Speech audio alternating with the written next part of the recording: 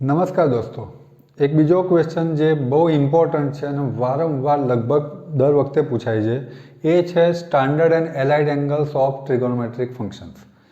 આ પહેલાં થોડુંક બેઝિક એના સ્ટેપ્સની અંદર જ સમજી લઈએ.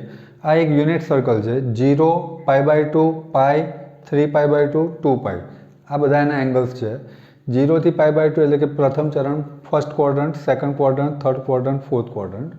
જો તમે આ રીતે જતા હોવ તો તમારો એંગલ પ્લસ થતો હોય, જો તમે આ રીતે જતા હોવ તો તમારો એંગલ માઇનસ થતો હોય.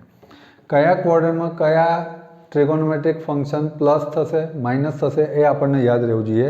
પહેલા ક્વોડ્રન્ટમાં બધા પ્લસ, બીજા ક્વોડ્રન્ટમાં સાઇન અને કોસેક આ બે જ પ્લસ છે, બાકીના બધા માઇનસ.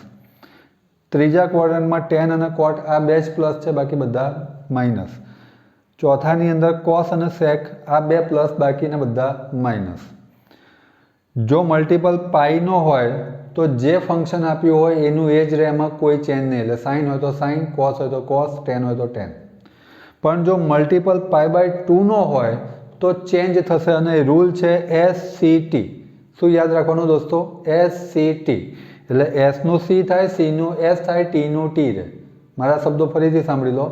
એસનું સી થાય, સીનું એસ થાય અને ટીનું ટી રહે. મતલબ સાઇનનું કોસ, કોસનું સાઇન, સેકનું કોસેક, કોસેકનું સેક, ટીનું ટી એટલે ટેનમાં પણ ટી આવે અને કોટમાં પણ ટી આવે.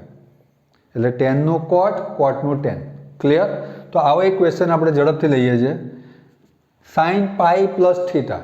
તો હવે જુઓ દોસ્તો, પાઈ અહીંયા છે, શું થાય છે? પ્લસ થાય છે. પ્લસ થાય એટલે ચકેડું કેમ પડશે? આમ. અને સાઇન પ્લસ થીટા કરીને તમે આયા કયા ક્વોડ્રન્ટમાં? ત્રીજા ક્વોડ્રન્ટમાં. ત્રીજા ક્વોડ્રન્ટમાં આ બે સિવાય બધા માઇનસ છે, એટલે પાઈનો મલ્ટિપલ તો જે છે એનું એ જ. તો સાઇનનું સાઇન રહેશે, પણ કેવું sine? Minus sine. Sine 2π plus theta. તો 2π અહીંયા આવ્યું, પ્લસ થશે. તમે ગયા પહેલા ક્વોડ્રન્ટમાં સાઇન, પાઈનો મલ્ટિપલ, સાઇનનું સાઇન રહેશે, પહેલા ક્વોડ્રન્ટમાં બધા પ્લસ, તો આ આવી જશે simply sine theta. Tan π/2 plus theta. π/2 છે અને પ્લસ થીટા કરશો એટલે બીજામાં આવશે. ટેનનો શું થઈ જશે દોસ્તો? હવે π/2નો મલ્ટિપલ છે તો ટેનનો શું થઈ જશે? Cot. I think you are getting. અને બીજા ક્વોડ્રન્ટમાં આ બે સિવાય બધું માઇનસ છે, એટલે ટેનનો શું થઈ જશે? Minus cot theta. Cot pi minus theta. હવે તમે માઇનસ થયું એટલે રાઉન્ડ આ રીતે ફરવાનું છે. અગેન પાઈ માઇનસ થીટા એટલે તમે ક્યાં આવ્યા? સેકન્ડ ક્વોડ્રન્ટમાં. પાઈનો મલ્ટિપલ છે એનું એ જ રહેશે. સેકન્ડ ક્વોડ્રન્ટમાં કોટ કેવું? માઇનસ. તો જવાબ આવશે minus cot theta. Cos 2π plus theta. તો 2π plus theta. Again now you got it. પહેલા ચરણમાં બધું પ્લસ છે તો એઝ ઇટ ઇઝ રહેશે. Sine π/2 plus theta. તો સાઇનનું થઈ જશે કોસ, પણ બીજા ચરણમાં સાઇન કેવું છે દોસ્તો? પ્લસ. જે તમારું હોસ્ટ ફંક્શન હોય, એટલે કે મેઇન ક્વેશ્ચનમાં જે ફંક્શન હોય એની સાઇન જોવાની. તો બીજામાં સાઇન કેવું છે? પ્લસ છે. જવાબ ભલે કોસ થતો, અને બીજા ચરણમાં ઓલરેડી કોસ માઇનસ છે, પણ આપણે જવાબ શું લખીશું? પ્લસ. કારણ કે બીજા ચરણમાં સાઇન શું છે? કારણ કે સાઇનમાંથી કોસ થયું છે. હવે સિમ્પ્લિફાય કરો. સાઇન અપોન માઇનસ સાઇન એટલે આન્સર આવ્યો -1. માઇનસ કોટ અપોન માઇનસ કોટ એટલે આવશે આન્સર +1. કોસ અપોન કોસ એટલે કે +1. 1 1 કેન્સલ. Answer is 1. દોસ્તો 3 માર્ક્સનો ગેરંટેડ ક્વેશ્ચન.